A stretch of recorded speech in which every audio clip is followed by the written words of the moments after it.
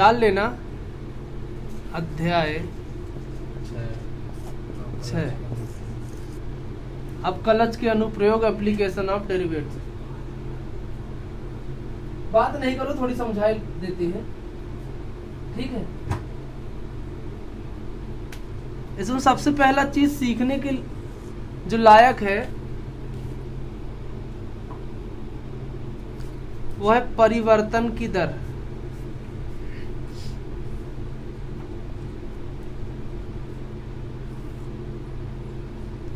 Rate of changing.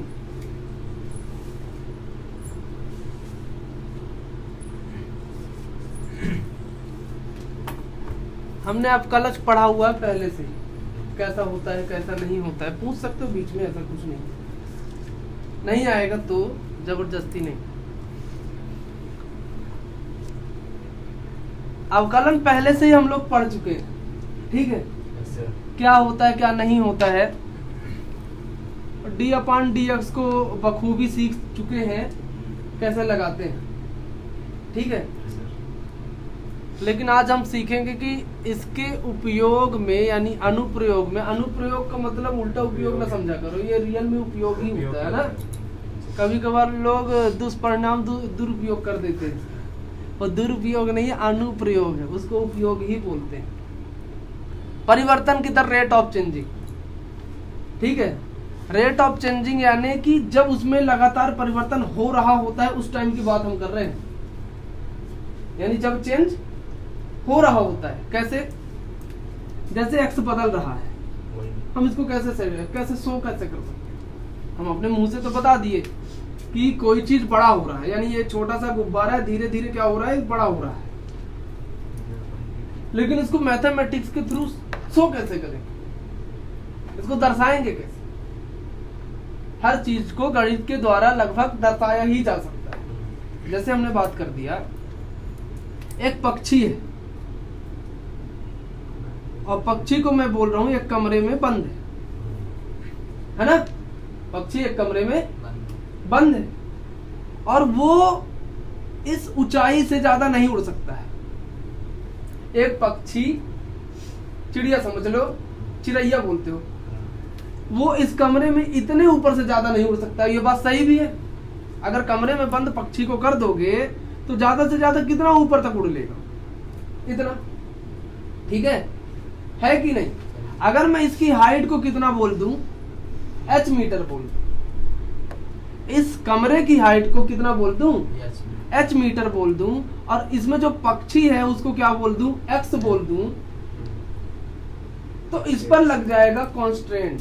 क्या लग जाएगा, यानी इस पर लग जाएगा प्रतिबद्ध, बद्ध हो जाएगा। ये कैसे बद्ध हो जाएगा, ऐसा एकदम उसको क्या बोल देते हैं कि नियम कानून लग जाएगा, डिसिप्लिन लग जाएगा, इसके ऊपर वो नहीं जा पाएगा, ऑप्शन ही नहीं है।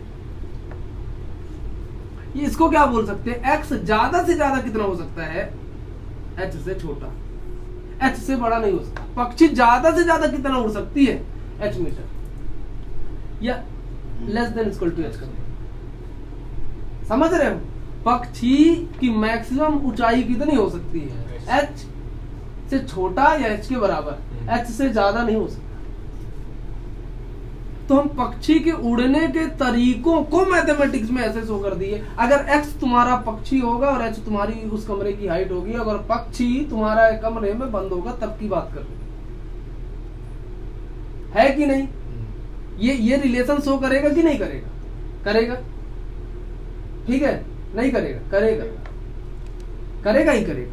अगर एक पेट्रोल, ये क्या बोलते हैं, पेट्रोल की कीमत 112 रुपए है और 1 लीटर की, तो 1 लीटर पेट्रोल की कीमत अगर 112 रुपए है, तो अगर मैं पेट्रोल को x बोलता हूं या लीटर को क्या बोल देता हूं, सॉरी लीटर को लीटर ही रहने देते हैं, लेकिन पेट्रोल को क्या बोल देता हूं, x, ठीक है।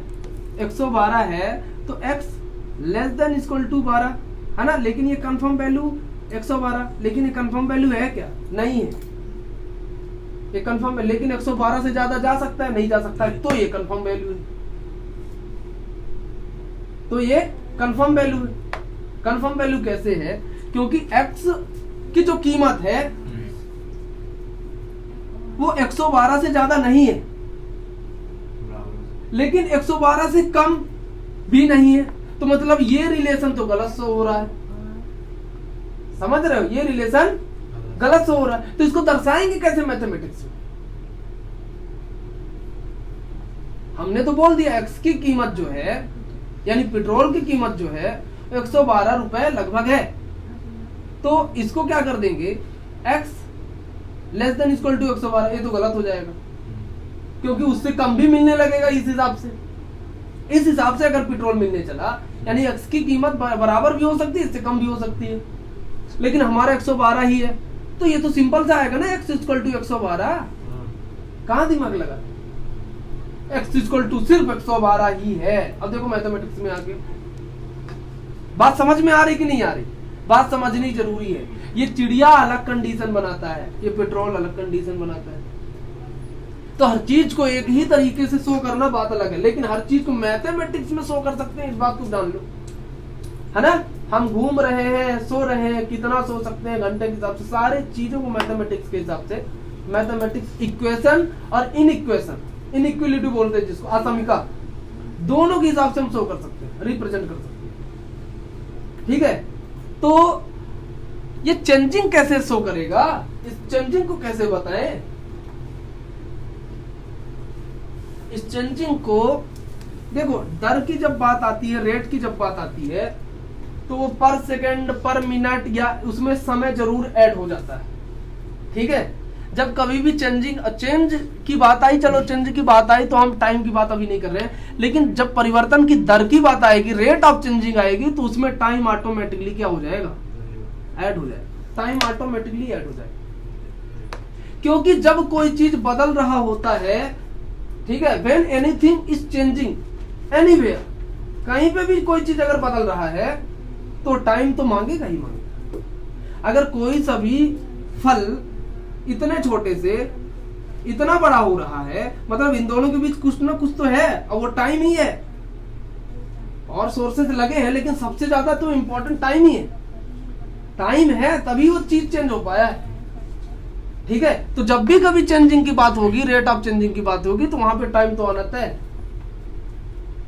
ठीक है, और वो टाइम ये बताएगा, अगर रेट की बात करते हैं तो वो टाइम ये बताएगा कि कितने समय में उसने कितना परिवर्तन अपने आप में लाया है, कितने समय में कितना परिवर्तन अपने आप में लाया है, how much he has changed, कितना सारा वो चेंज हो चुका है। अब समझना थोड़ी सी, जैसे हमने बोल दिया एक फुग्गा है, इतना बड़ा है हमारे पास, वो धीरे धीरे यहां से छेद कर दिए तो हवा तो निकलेगी, फिर थोड़ी सी छोटा होगा, है ना, थोड़ी सी छोटा होगा, थोड़ी सी और फिर छोटा होगा, फिर थोड़ी सी छोटा होगा, और लास्ट में पटक जाएगा। हवा न रह, थोड़ी बहुत रह जाती, निकलती नहीं है उससे, है ना। उस हवा को निकलने के लिए कोई प्रेशर नहीं मिलता, इसलिए बाहर नहीं निकल पाता। इतने बड़े फुग्गे से धीरे धीरे इतना हुआ, इन दोनों के बीच टाइम नहीं लगा होगा क्या? इस साइज से फुग्गे को इस साइज में आने के लिए टाइम नहीं लगा होगा, इस साइज से इतने बड़े साइज में जाने के लिए टाइम नहीं लगा होगा, लगा होगा, दिमाग लगा होगा टाइम। इस टाइम में अगर तुम चेंजिंग को शो करना चाहते हो, तब तुम लिखोगे रेट ऑफ चेंजिंग। अगर मैं बोलूं कि एक सेकंड में इस चीज, देखो फुग्गे में जो फुग्गा रहेगा, स्फीयर की बात करेंगे, अगर फुग्गा है तुम्हारा तो एक स्फीयर टाइप रहेगा, गोला टाइप रहेगा। ठीक है, फुग्गा कैसे बोलता है, गोले के टाइप बोलता है। तो उसमें जो चेंजिंग होती है, या तो इसके वॉल्यूम में चेंज कर सकते हो, अंदर जो रहेगा। अगर हम इसके बात करते हैं तो इसका सरफेस, जो सरफेस होगा उसमें चेंजिंग होगा। ठीक है, तो इसके सरफेस में अगर चेंजिंग बोलते हैं तो सेंटीमीटर स्क्वायर से करना पड़ेगा, सरफेस एरिया में पृष्ठ की चेंजिंग। ठीक है, अगर मैं बोलता हूं कि मेरा एक सेकंड ओए बोल के मत करो जी तुम, एक सेकंड में कितना चेंजिंग होता है, मान लेते हैं 1 सेंटीमीटर पर सेकंड, या 5 सेंटीमीटर स्क्वायर। एक सेकंड में कितनी चेंजिंग आती है इस स्क्वायर में, 5 सेंटीमीटर स्क्वायर। एक सेकंड में कितनी चेंजिंग आती है, 5 सेंटीमीटर स्क्वायर। तो d अपॉन dt को कैसे शो करेंगे, d अपॉन dt को शो करेंगे 5 सेंटीमीटर स्क्वायर पर सेकंड। यानी 1 सेकंड में उस फुग्गे में 5 सेंटीमीटर अब कम हो रहा है। अगर हवा निकल रही है तो कम ही हो रहा है। अगर फुग्गे से हवा निकल रही है मतलब उसका सरफेस एरिया 5 सेंटीमीटर धीरे धीरे क्या हो रहा है, कम हो रहा है। हर सेकंड में 5 सेंटीमीटर कम हो रहा है ना। तो इसी को शो करते हैं, यही रेट कहलाएगा जब तुम्हारा पर सेकंड लग जाता है, यानी d/dt = 5 सेंटीमीटर स्क्वायर पर सेकंड। सेंटीमीटर स्क्वायर इसलिए क्योंकि सरफेस एरिया कम होगा। अगर इसका वॉल्यूम कम होता तो यहाँ पे सेंटीमीटर क्यूब लगाना होगा। समझ रहे हो, नहीं समझ रहे हो? तो कोई भी चीज अगर चेंज हो रहा है, कोई भी चीज अगर चेंज हो रहा है तो वहां पे टाइम तो ले ही लेगा, और टाइम ले लेगा, और तुम उसको अगर रेट के हिसाब से शो करना पड़ेगा तो तुमको पर सेकंड लगाने की जरूरत है। उसमें लास्ट में समय बताने की जरूरत है कि वो 1 सेकंड या 1 मिनट या 1 घंटा में कितना चेंजिंग अपने आकार में या किसी चीज में ला रहा है। अगर मैं वेव की बात करूं, तरंग, तो तरंग मान लो नदी है तुम्हारे पास, और नदी में तुमने क्या फेंक डाला, पत्थर। तो अभी पानी ऐसे है, धीरे धीरे ऐसे ऐसे ऐसे ऐसे बढ़ता जाता है। ठीक है, एक बार और बताए थे, चर्चा थोड़ी सी और कर लेते हैं। तो अगर तुमने पत्थर डाला तो धीरे 1 सेकंड में ये कितना बड़ा है। ठीक है, 1 सेकंड में ये कितना बड़ा है। अब ये देखो, ये बढ़ रहा है।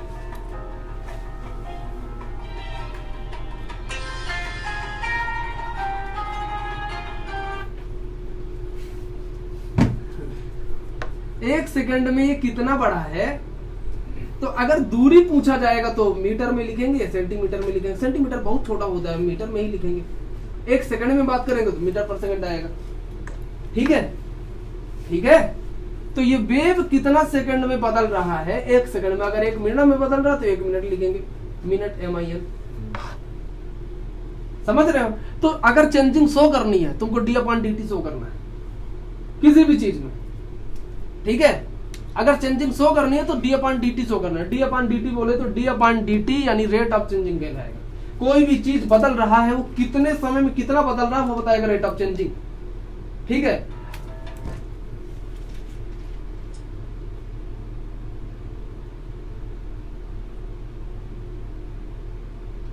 कोई भी चीज कितने समय में बदल रहा है वो बताएगा रेट ऑफ चेंजिंग। अगर मान लो मैं 60 किलोमीटर पर आवर के हिसाब से चल रहा हूँ, सेकंड बहुत ज्यादा हो जाएगा। ठीक है, ठीक है, 60 किलोमीटर पर सेकंड नहीं है, गाड़ी की इतनी स्पीड नहीं, 60 किलोमीटर पर आवर की स्पीड से चल रहा हूँ। इसका मतलब वो 1 घंटे में 60 किलोमीटर ट्रेवल कर रहा है, चल रहा है, और हर घंटे में वो 60 किलोमीटर अपनी स्थिति बदल रहा है। यानी पहला 60 घंटा अगर इधर 60 किलोमीटर इधर है तो दूसरा 60 किलोमीटर इधर नहीं होगा।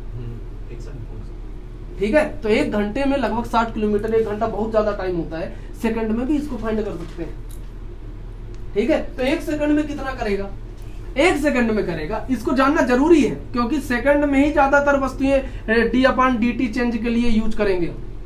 तो कितना आएगा अगर 1 सेकंड में बात करें तो 60 किलोमीटर अपन इसको लिख सकते हैं 60 मिनट, और इस 60 मिनट को लिख सकते हैं 60 सेकंड। ठीक है, तो इन दोनों का डिवाइडेशन सही है ना। 1 आवर यानी मिनट, 60 मिनट, 1 आवर यानी 60 मिनट, और इस 60 मिनट का मतलब है 60 सेकंड। गलत जवाब। इस 60 देखो, 60 क्या है, मिनट। ऐसा करो 60 इंटू मिनट, और इस मिनट की जगह डालो 60 सेकंड। अब इससे क्या हो जाएगा डिवाइडेशन, 0 से 0 कट जाएगी। 6 किलोमीटर को क्या लिख सकते हो बताओ, 6000 मीटर है कि नहीं। 6 किलोमीटर में है तो मीटर में चेंज कर सकते हो, 60 इंटू 6। अभी कटा नहीं है, अभी किस में आ रहा, सेकंड में, एस में आ रहा, किस में आ रहा। अब ये 6 से 1 0 से 1 0 और काट दो, 6 से और काट दो, कितना आ जाएगा, 6 1 कम 6 आ जाएगा, और इसको काट दो तो 6 1 कम 6 और 4 बच जाएगा, लगभग कितना, 6 4 0 6 6 36 16 16 point something metre per second ही अपनी चाल चेंज कर रहा है। 16 पॉइंट समथिंग है ना, 16 दशमलव समथिंग किलोमीटर है, मीटर है पर सेकंड। 1 सेकंड में 16 मीटर चेंज कर रहा है। अगर वो 60 किलोमीटर से चल रहा है तब की बात कर रहे हैं। ठीक है, तो ये सारे के सारे जो बदल रहे होते हैं, देखो हम प्रेजेंट टाइम की बात कर रहे होते हैं, प्रेजेंट टाइम की यानी नहीं, ऐसा मत समझना प्रेजेंट टाइम। अभी मैं कितनी लंबाई है मेरी, या कि फिर एक पौधा होता है जिसको बोलते हैं चाइनीज बम्बू। क्या बोलते हैं? Chinese bamboo. वो बहुत जल्दी जल्दी बढ़ता है, उसको तो तुम बढ़ते हुए देख सकते हो, ठीक है, उसको तुम बढ़ते हुए देख सकते हो। बम्बू यानी बांस, चाइनीज बम्बू, उसको तुम बढ़ते हुए देख सकते हो, इतना जल्दी जल्दी बढ़ता है, टेढ़ा नहीं जाता है, ऐसे जाता है, लेकिन जब वो बढ़ता है तो तुम इसको देख सकते हो। चाइनीज बम्बू बांस है, नॉर्मल बांस से अलग होता है, ठीक है। और बांस जब जल्दी जल्दी ऊपर बढ़ रहे होते हैं तब ये चाइनीज बम्बू अपने नीचे का बेस क्रिएट कर रहा होता है, बहुत ज्यादा बेस क्रिएट कर रहा होता है। जब ये बांस बहुत ज्यादा ऊंचाई तक छू लिए होते हैं तब ये बहुत कम रहता है, इसकी हाइट कम रहती है। लेकिन जब ये बढ़ना चालू करता है तो कुछ ही दिनों में इस बांस का लगभग 3-4 गुना बढ़ जाएगा। कुछ ही दिनों में, हफ्ते 2 हफ्ते के अंदर की बात करते हैं, 3-4 गुना जितना बढ़ जाएगा चाइनीज बम्बू। इतना तेजी से बढ़ता है, इसीलिए बोलते हैं तुम इसके बढ़ने तक को देख सकते हो कि कैसे बढ़ रहा है, और तुमको लगेगा क्या है, बढ़ते जाता है। अब ये नहीं कि पूरा इन्फिनाइट बढ़ जाए, पूरा आउट ऑफ स्पेस वहां चंद्रमा को ऐसे छू के आ जाए, ऐसा नहीं है, ठीक है, ऐसा नहीं करेगा चंद्रमा को। ये अब इतना थोड़ी ना बढ़ेगा, ऐसा नहीं होता है, बढ़ता है लेकिन उतनी स्पीड से बढ़ता है जितनी स्पीड से नॉर्मल बात नहीं बढ़ते। तो अगर ये बदलने की स्पीड या इसकी हाइट बढ़ने की स्पीड 1 मीटर पर सेकंड, यानी 1 सेकंड में 1 मीटर है, 1 सेकंड में 1 मीटर है, तो मतलब d/dt = 1 मीटर पर सेकंड। याद रखना, d/dt = 1 मीटर नहीं हो सकता है, इसके साथ इसकी पूरी यूनिट लगने वाली है जो इसको मीटर पर सेकंड में टाइम को शो करना है, होना ही होना चाहिए, it should be present here, ठीक है। तो ये पूरी चर्चा तुम्हारे रेट ऑफ चेंजिंग के ऊपर डिपेंडेंट है।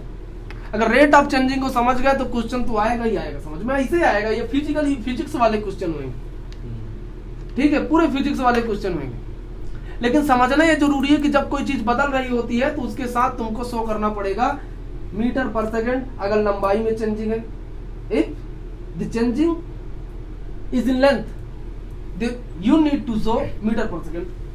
अगर तुम्हारा कुछ और चेंज हो रहा है तो सेकंड हो सकता है, मिनट हो सकता है, आवर हो सकता है, इससे बड़ा यूनिट क्या चाहिए, ठीक है। किलो आवर थोड़ी ना होता है, नहीं होता है नहीं, न्यूटन बनने की कोशिश अभी नहीं, उल्टा न्यूटन नहीं बनेगा ना, जो बनेगा सीधा बनेगा ना, तो किलो सेकंड हो जाएगा, है ना, सेकंड हो जाएगा। आवर लिख दो, मिनट होता है, मिनट लिख दो। तो जितने भी इन चीजों से शो किया जाएगा समझ लेना सारे का सारे क्या होगा, चेंज, रेट ऑफ चेंजिंग होगा। और कितना चेंज करेगा वो सवाल बताते हैं, 1-8, उसके हिसाब से काम करते हैं। बोलो 1-8 सवाल लिखो। पहला नंबर देखो, बोलते हैं वृत्त के क्षेत्रफल के परिवर्तन की दर ज्ञात करनी है जिसकी त्रिज्या r के सापेक्ष, मतलब इसकी त्रिज्या के सापेक्ष ज्ञात करना है, जबकि त्रिज्या कितने सेंटीमीटर है, 5 सेंटीमीटर। और तुमको परिवर्तन की दर ज्ञात करनी है, इसको होश में, इसी के ऊपर 18 मिनट चर्चा करें हम, ठीक है। परिवर्तन की दर ज्ञात करनी है तो ये पता कर लो कि परिवर्तन किसमें हो रहा है। If I am asking you need to find the value of rate of changing, और रेट ऑफ चेंजिंग के बाद हमने बोला कि तुम्हारी परिवर्तन तो हो रही है लेकिन किस में हो रही है, तो पहले ये तो जानो, है ना। हमने बोला एक जगह जाओ तो पहले ये पता करो कहां जाओ, ठीक है। हमने बोला जाओ तो तुम कहीं और भाग गए, है ना, दूसरी जगह, ठीक है। अपने से निकल लिए कर्नाटका, वहां लिखा रहता है कर्नाटका, यानी नाटक कर जबरदस्ती। तो दूसरी जगह पहुंचने की जरूरत नहीं है, तुमको पहुंचने की जरूरत है पहले क्वेश्चन पूछ कर। अगर कोई बोलता है जाओ तो पहले क्वेश्चन पूछो कहां, where I need to go या where we need to go, है ना, कहां जाने की जरूरत, पहले पूछो और उसके बाद जाओ। तो हमको फाइंड करने की जरूरत है परिवर्तन की दर, लेकिन वो क्षेत्रफल में होना चाहिए। और अगर वो क्षेत्रफल है वो तो वृत्त का होना चाहिए। वृत्त का क्षेत्रफल होता है πr², ठीक है।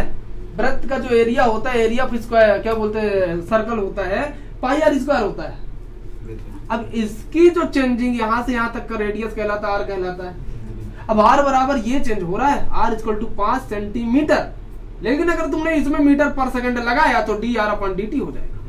समझ लो हमारी बात, अभी लगाना नहीं है। तो लेट करके चलते हैं सॉल्व, मान के चलते हैं कि माना क्षेत्रफल या वृत्त का क्षेत्रफल, इजी, थोड़ी बेसिकली बेसिक चीजों को समझ जाओगे तो हर सवाल बन जाएंगे। एक एक सवाल I am unable to solve here.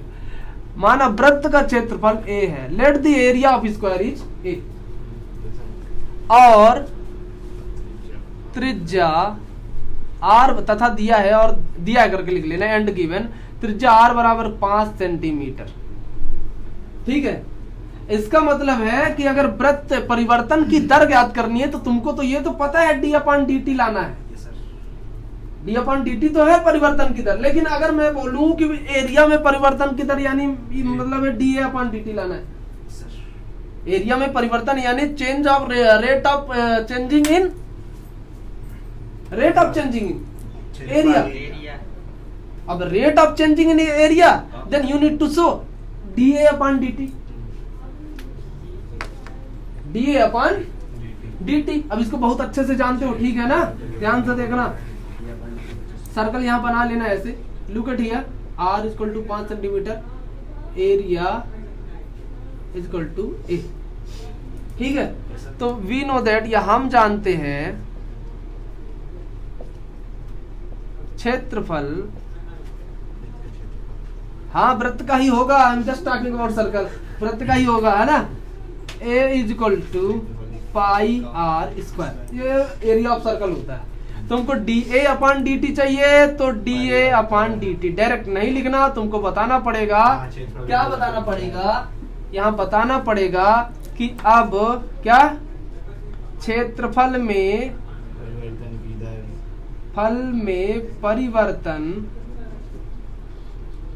परिवर्तन की दर, ये हो जाएगा D A upon D T is equal to D upon D T, A की पूरी वैल्यू पाई आर, ये सबसे छोटा और स्मॉल और सरल क्वेश्चन होने वाला है। तो पाई बाहर D R up square upon D T, इसको कैसे लगाएंगे, इसको तो लगाएंगे ऐसे, पाई बाहर D upon D R, R square D upon D T, और ये आर। ठीक है,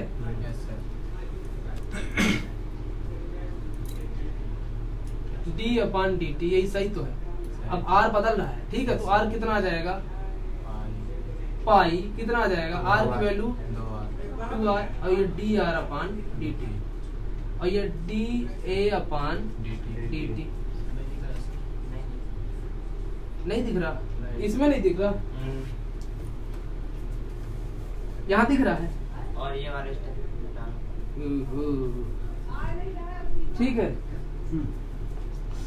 यहां लगा देते हैं D A upon D T और D A upon D T. अब तो दिख रहा होगा ना, यस सर। हम आके देख भी नहीं सकते, हम गायब हो जाएंगे। D A upon D T, अब कोई बेवकूफ होगा जो इसे करेगा। मतलब कि हमको अचानक से कुछ याद आ गया, हम खिड़की में थे तो दूसरी खिड़की में कोई नहीं था, हम जब वहां देखे तो ये वाली खिड़की में कोई नहीं था। हम बोले यार यहाँ खिड़की पहले हमने तो दिखाई नहीं दे रहे, कैसे दिख जाए। आइंस्टीन को पहल कर दिया, वो कोई लॉ लगाने ही नहीं दे रहा है। ठीक है, चल ले नहीं चल ले, देखो क्या दिया यार, पाई कितना, 2 पाई आर, और ये D R upon D T. अब 2 पाई आर क्या है ये पता करो, परिधि।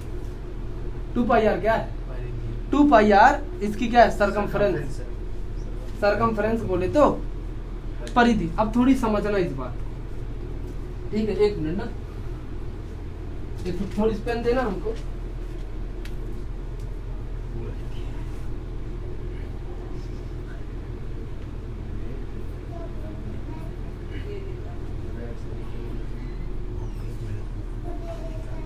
देखो यहां देखो, यहां रिस्पेक्टेड वैल्यू इसकी क्या हो जाएगी, D R upon D T तुम्हारा कैंसिल। पूछो कैसे, यहाँ ध्यान से देखो, इसको मिटा देते, बना लेना तुम। हमारी जो रिस्पेक्टेड चेंजिंग है वो है त्रिज्या। वो क्या है? जो रिस्पेक्टेड चेंजिंग है वो क्या है? त्रिज्या के सापेक्ष परिवर्तन की दर ज्ञात करनी है। अगर समय के सापेक्ष परिवर्तन की दर ज्ञात करनी है तो हो जाएगा डी अपॉन डी टी। ठीक है, अगर समय के सापेक्ष परिवर्तन की दर, देखो 5 सेंटीमीटर आर है, यानी त्रिज्या के सापेक्ष परिवर्तन की दर कितनी हो जाए? D upon D are. समझ रहे हो? परिवर्तन की दर जरूरी है कि अगर मीटर पर सेकंड दे देता तो मतलब किसके हिसाब से है? डी अपॉन डी टी के हिसाब से। लेकिन अभी तुम्हारा किस हिसाब से है? डी अपॉन डी आर के हिसाब से। तो यहाँ D R upon D T का कोई भी अस्तित्व होने वाला नहीं। समझ रहे हो? नहीं समझ रहे? ध्यान से देखना, थोड़ी सी ही है। चले, तो वैल्यू कितनी, और ये पूरा क्या हो जाएगा? ये पूरा ही 1 हो जाएगा। 1 का मतलब ये 0 में काट के मत करना, या तो यहाँ 1 कर दो, या तो तुम इसकी रिस्पेक्टेड वैल्यू क्या लेके चल लो? आर लेके चलो, या तो यहाँ टी लेके चलोगे, लास्ट में चेंजिंग करनी पड़ेगी। दोनों सही है, समझ रहे हो बात? तो यहाँ पे अगर क्या लेके चलोगे? आर, तो इसका डायरेक्ट ही निकल जाएगा। बात समझ में आ रही नहीं आ रही? रिस्पेक्टेड वैल्यू चाहो तो इसका डायरेक्ट कितना आ जाएगा? वही आ जाएगा 2 पाई। हमको D A upon D R ही मिलना है। कितना आएगा? 2 पाई। अब put the value R equal to कितना? 5 सेंटीमीटर। बोलो आर की वैल्यू कितनी? तो D A upon D T equal D R equal to कितना? 2 पाई इंटू, इसका दिख नहीं रहा होगा, D A upon D R कितना निकलेगा? 2 पाई बोले तो पाई, और इसकी जगह 5 बोले तो 10 पाई। क्या 10 पाई क्या?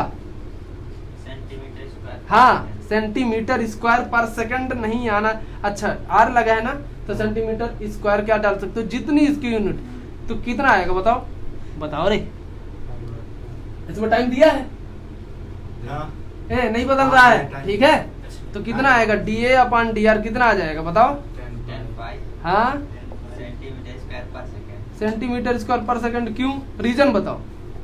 टाइम परिवर्तन की दर क्षेत्रफल में। सर पाई नहीं लिखे हैं उधर। अच्छा, पाई नहीं लिखे हैं। अच्छा, पाई का गुणा इसमें बुक में कराया कि नहीं कराया? नहीं कराया, मत कराओ। अच्छा, पर सेकंड क्यों? रीजन बताओ। वृत्त के क्षेत्रफल में परिवर्तन, तो परिवर्तन की दर है, रेट ऑफ चेंजिंग। ठीक है, है। तो उसमें टाइम तो लगेगा ही लगेगा, पहले ही हमने चर्चा करी। तो इसमें सेंटीमीटर स्क्वायर पर सेकंड। अच्छा, पर सेकंड स्क्वायर क्यों नहीं? हम एक्सेलरेशन निकाल रहे हैं, जबरदस्ती है ना। तो लगा लो, ये छोटा सा क्वेश्चन। देखो, उस टाइम अगर D R upon D T लेते हो तो इसका कोई मतलब यहाँ नहीं निकलने वाला है। क्यों? क्योंकि आर अभी टाइम के